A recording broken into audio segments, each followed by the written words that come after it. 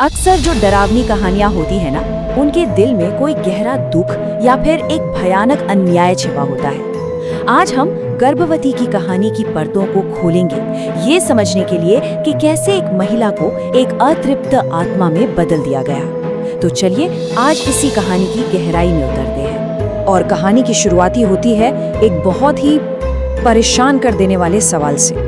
ये सिर्फ एक भूत की कहानी नहीं है, बल्कि ये कहानी है मातृत्व के जो मौत भी नहीं तोड़ पाती। तो कहानी हमें ले जाती है बेलपुर नाम के एक गांव में। दिन में तो ये गांव किसी भी आम गांव जैसा ही लगता है, लेकिन जैसे ही सूरज ढलता है ना, यहाँ एक अजीब सी, एक अनकही सी खामोशी छा जाती है। वहाँ के लोग अक्सर पीपल के पेड़ के नीचे एक साये के बारे में फुसफुसाते हैं। एक साया जो बेचैनी से कुछ ढूंढ रहा है। और इसी गांव में रहती थी अंजलि, इस कहानी की कह सकते हैं नायिका।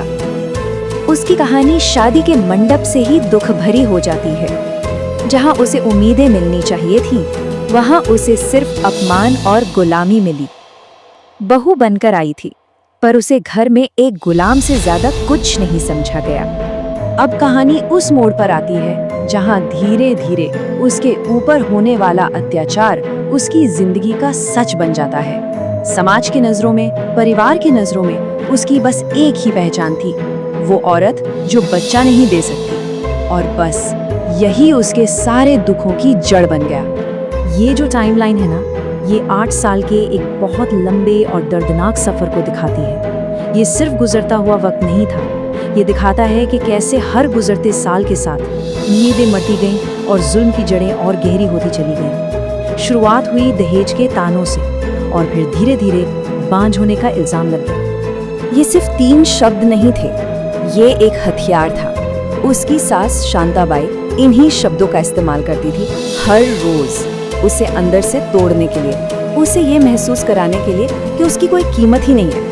और ये शब्द थे उसके अपने पति रघुवीर के। मतलब इन शब्दों में प्यार या हमदर्दी तो छोड़ ही दीजिए, सिर्फ नफरत थी, तिरस्कार था।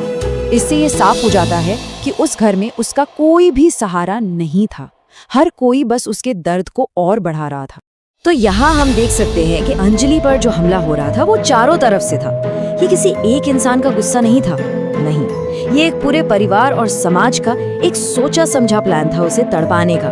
एक ऐसा चक्रव्यूह था जिसमें वो बिल्कुल अकेली पड़ गई थी। और फिर कहानी में एक ऐसा मोड़ आता है जो सब कुछ बदल सकता था। सालों के अंधेरे के बाद अंजलि की जिंदगी में उम्मीद की एक छोटी सी किरण दिखती है। पर सवाल ये है कि क्या ये किरण उसे रोशनी तक ले जाएगी या फिर किसी और गहरे अंधेरे में धकेल देगी। जरा सोचिए उस एक पल की खुशी के बारे में। अंजलि के लिए ये सिर्फ एक बच्चा नहीं था, ये उसकी तकलीफों का अंत था, ये उसके खोए हुए सम्मान की वापसी थी, और शायद एक नई जिंदगी की शुरुआत। और यहीं पर जो फर्क है ना, वो दिल दहला देता है।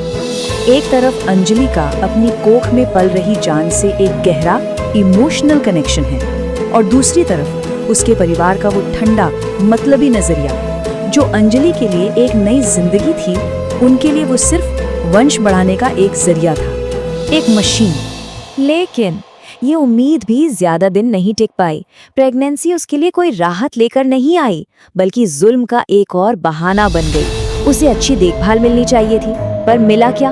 और भी ज्यादा उपेक्षा, जैसे कि उसका शरीर, उसकी कोख बस एक चीज हो जिसकी कोई कीमत नहीं। अब कहानी उस हिस्से पर पहुंचती है जो सबसे ज्यादा भयावह है। ये वो पल है जहां इंसानियत पूरी तरह से मर जाती है और कहानी हमेशा के लिए बदल जाती है। ये पूरी घटना दिखाती है कि ये सब कितने ठंडे दिमाग से किया गया था। सोचिए, एक छोटी सी बात, ठंडा खाला, और उस पर भड़का गुस्सा एक भयानक जुर्म में बदल जाता है। और उसके बाद अफसोस नहीं, बल्कि सबूत मिटाने की एक सोची समझी साजिश। ये उस परिवार की क्रूरता की हद थी। मरते मरते भी उसका आखिरी काम था अपने पेट पर हाथ रखना।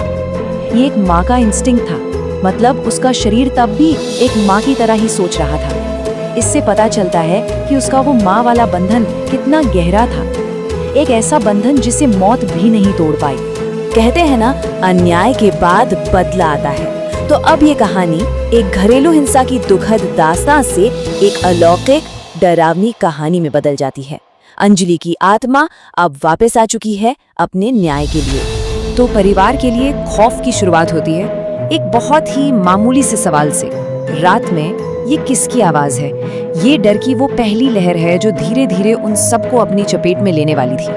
और उस सवाल का जवाब ये था, ये कोई बाहर का शोर नहीं था, ये उस बच्चे के रोने की आवाज थी जिसे इस दुनिया में आने का मौका ही नहीं मिला। ये अंजलि की वापसी का पहला संकेत था। अब ये जो आतंक था ना, ये धीरे धीरे बढ़ता गया। ये सिर्फ डरावनी आवाजें नहीं थी, ये एक साइकोलॉजिकल हमला था। अंजलि की आत्मा उन्हें ठीक वो ही डर महसूस करवा रही थी जो उसने अपनी जिंदगी में झेला था। और ये तब तक चलता रहा जब तक कि उसका बदला पूरा नहीं हो गया। तो हत्यारों को तो सजा मिल गई, पर क्या कहानी यहीं खत्म हो जाती है? क्या आत्मा को शांति मिल गई है? कहानी का जो आखिरी हिस्सा है ना, वो हमें एक बहुत ही गहरे और दुखद सवाल पर लाकर छोड़ देता है। हत्यारों के मरने के बाद गांव वाले अब उस आत्मा को शांत करने की कोशिश करते हैं। एक तांत्रिक को बुलाया जाता है जो बताता है कि उसे तो खेत में ही दफना दिया गया था। फिर उसके शरीर को वो सम्मान दिया जाता है जो उसे जीते जी कभी नहीं मिला, एक सही तरीके से अंतिम संस्कार। ये एक तरह से समाज का प्रायश्चित था। पर सवाल अभी वही है, क्या ये सब एक माँ के अधूरे सपने को पूरा करने के लिए काफी था? और आखिर में हम घूम फिरकर उसी एक सवाल पर वापस आ जाते हैं। अंतिम संस्कार हो गया, सब कुछ हो गया, पर उसकी आत्मा का दर्द वो अब भी बाकी है। और अब ये सवाल सिर्फ उसके हत्यारों के लिए नहीं है, ये पूरे समाज के लिए है। ये हमें सोचने पर मजबूर करता है कि कुछ जख्म इतने गहरे होते हैं कि बदला लेने